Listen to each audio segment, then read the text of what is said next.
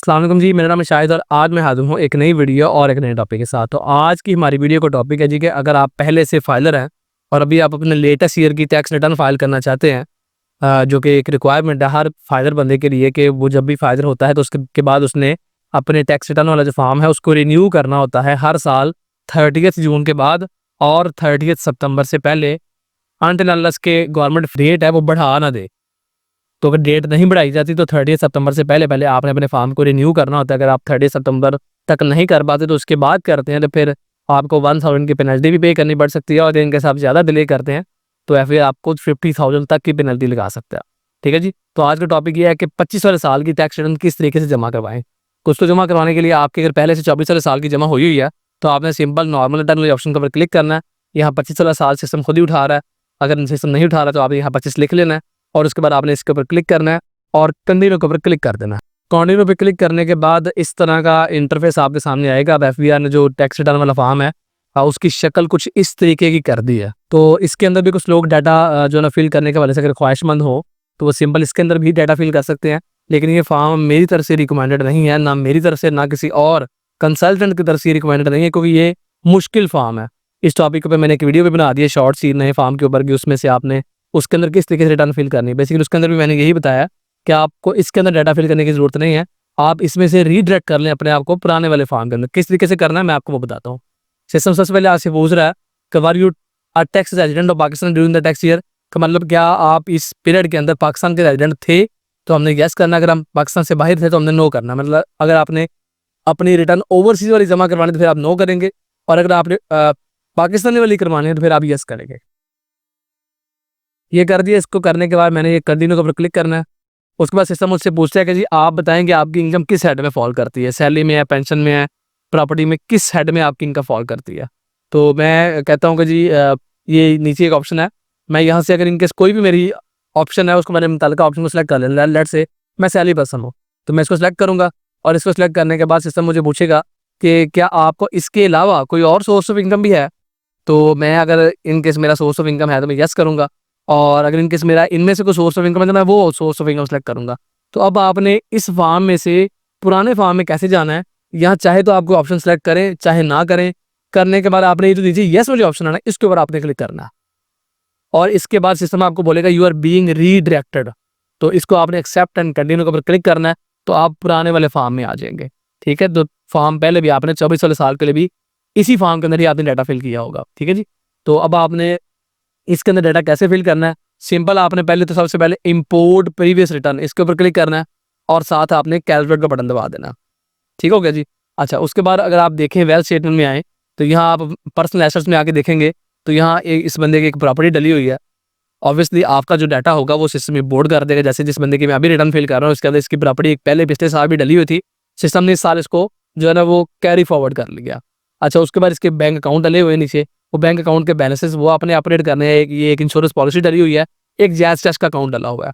तो insurance policy जो आपने इस साल उसमें मजीद आपने ऐड कर ली, मजीद इंश्योरेंस की जो किस्त पे की वो आपने इसके अंदर ऐड ऑन कर देनी है। लेट से 50,000 की किस्त उसने बंदे ने इस साल पे कर दिया। ठीक है जी, तो मैं उतनी अमाउंट से इसको यहाँ इंक्रीज कर दूंगा। उसके बाद ये जो जैज टैक्स का बैलेंस लेट से ये पहले इतने रुपए था, अब इस दफ़ा जो है ना इसका बैलेंस इतना हो गया। फिर उसके बाद इसके नाम पे ये एक बाइक शो हो रही है।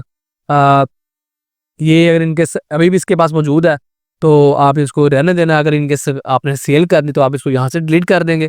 अगर इनकेस कोई और आपके नाम पे कोई बाइक, गाड़ी, कोई ऐसी चीज़ जो कि नहीं खरीदी हो इस साल में तो उसको आप यहाँ से प्लस वाली ऑप्शन के ऊपर क्लिक करके ऐड कर सकते हैं। यहाँ आपने बाइक का नंबर बताना होता है, यहाँ आपने उसका बाकी डिटेल्स, वो प्राइवेट है, कमर्शियल है, मॉडल कौन सा है, कंपनी कौन सी और इंजन कैपेसिटी क्या है, तमाम से लिखने के बाद आपने उसकी अमाउंट लिखनी। जैसे यहाँ अमाउंट लिखने की ऑप्शन है ऐसे ही आपने उसकी अमाउंट लिख देनी होती है। लिखने के बाद आपने कैलकुलेटर का बटन दबा देना होता है और साथ साथ आपने रिटर्न को सेव भी करते जाना है। अच्छा, उसके अलावा आपको प्रॉपर्टी खरीदी, प्रॉपर्टी ऐड करने का तरीका भी जो है ना वो बता देता हूँ आपको। इस प्लस वाले ऑप्शन के ऊपर क्लिक करना है, यहाँ प्रॉपर्टी का एड्रेस बताना है। उसके बाद आपने यहाँ अपनी प्रॉपर्टी की टाइप बतानी हो, रेजिडेंशियल है, कमर्शियल है, एग्रीकल्चर है, कौन सी है, हाउस है, फ्लैट है, प्लॉट है, एरिया उसका वो मतलब कितने square metre, square yard, square feet, kanal, marla, जिस भी उसका मेजरमेंट यूनिट है वो आपने लिखने के बाद सिटी बताना है, सबमिट करना है। जैसे कि मैं आपको यहाँ बता देता हूँ। नहीं, यहाँ मैंने एक प्रॉपर्टी डिटेल्स लिखी हैं। जैसे कि एक एड्रेस में फर्जी एड्रेस डाल रहा हूँ, XYZ लाहौर, रेजिडेंशियल है, प्लॉट है, 3 मरला का और लाहौर में है। ठीक है जी, ये मैंने लिखा और उसके बाद लेट से ये हमने इस साल लिया 5 लाख का, मिसाल में दे रहा हूँ आपको। तो ये करने के बाद आपने कैलकुलेट कर देना, ठीक है जी। ये किया, उसके अलावा कोई और नया बैंक अकाउंट इस साल में ऐड हुआ है तो उसको भी आप इस प्लस वाले ऑप्शन के ऊपर क्लिक करके नया बैंक अकाउंट भी ऐड कर सकते हैं। एग्जिस्टिंग बैंक अकाउंट्स का बैलेंस अपडेट कर सकते हैं और इस तरीके से आप अपने रिटर्न के अंदर जो भी चेंजेस करेंगे और आहिस्ता आहिस्ता आप नीचे अगर इन हाउस होल्ड फैक्टर आपने घर में कुछ चीज़ें खरीदी हैं, टीवी, फ्रिज जैसी बर्तन वगैरह, इसके अलावा आपने को पर्सनल आइटम, मोबाइल फ़ोन, इसके अलावा जो वॉचेस वगैरह आपकी जो पर्सनल आइटम में चीज़ें आती हैं, ये को अगर आपने कुछ चीज़ कैरी की है साल में तो वो आप यहाँ डालेंगे। इसके अलावा भी अगर कुछ चीज़ और आपकी साल में एडिशन हुई है तो आप अकॉर्डिंगली उसकी एंट्री यहाँ कर सकते हैं। गोल्ड वगैरह खरीदा है तो उसकी एंट्री यहाँ हो जाती है। तो इस तरीके से आप सारा जो है ना इसको फिल कर सकते हैं। अच्छा, उसके बाद आपने जिस हेड से भी आपको इनकम आ रही है वो ये एंट्री आप पहले भी कर सकते हैं, ये एंट्री आप बैलेंस स्टेटमेंट को फिल करने के बाद भी कर सकते हैं हम, जब आपका दिल करे। अच्छा, तो उसके बाद लेट्स से ये बंदा सैलरी पर्सन है और इसकी सैलरी पर मंथ जो है ना वो 50,000 है और साल की बनी 6 लाख रुपया। तो ये डालने के बाद मैंने कैलकुलेट कर देना है। और अगर इनके साथ आपको किसी और सोर्स से भी इनकम आ रही है, लेट्स से प्रॉपर्टी से रेंटल इनकम आ रही है, बिजनेस कर रहे हैं तो बिजनेस से आपको इनकम आ रही है तो बिजनेस वाले हेड के अंदर डाटा फिल करेंगे।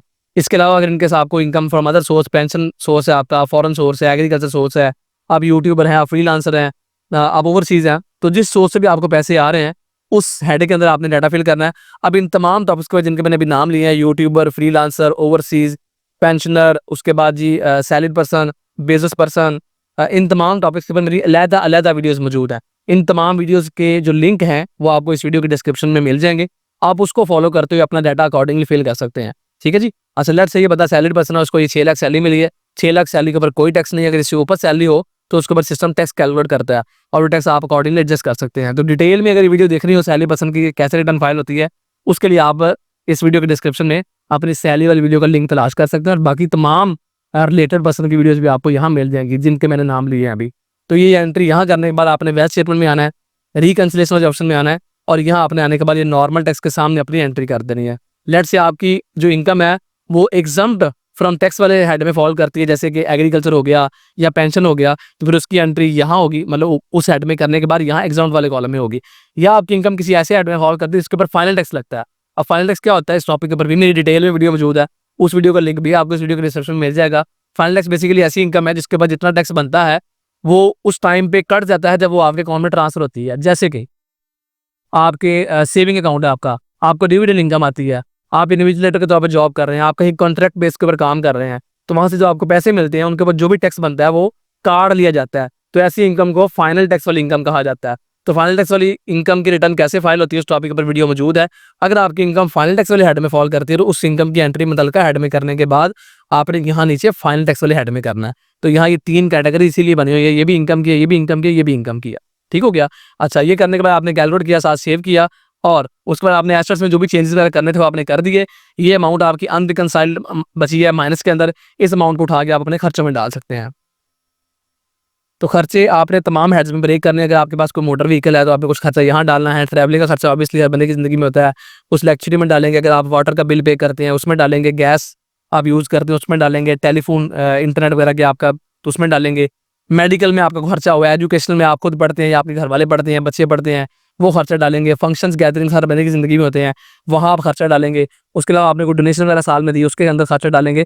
और उसके अलावा जो पर्सनल एक्सपेंसेस होते हैं जो कि सबसे मेजर खर्चे होते हैं वो आप इस हेड में डालेंगे। तो मैं फिलहाल इसी हेड में सिंगल एंट्री कर रहा हूँ ताकि जो है ना वो टाइम बचे, क्योंकि ये वीडियो अगर मैं सारी डिटेल में चीज़ें लेके जाऊँगा तो फिर वो वीडियो बहुत लंबी हो जाएगी। लेकिन मैंने आपको बता दिया है कि आपने अपने खर्चे इन तमाम हेड्स के अंदर अकॉर्डिंगली सेग्रीगेट करने हैं।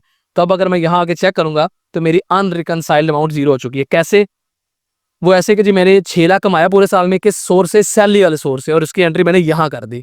और उसके अलावा मेरे पास जो पिछले सालों की सेविंग थी 6,58,000 वो पहले ही चली आ रही थी। तो 6,58,000 के साथ से मेरे पास पहले ही थे 24 वाले साल में। इस साल मैंने मजीद 6 लाख कमाया। उस 6 लाख में से मैंने क्या किया कि मैंने जो है ना वो अपने सासे हैं वो मैंने मजीद बढ़ा लिए। मेरे टोटल सासे जो इस साल हो गए वो 12,11,000 के हो गए। कैसे?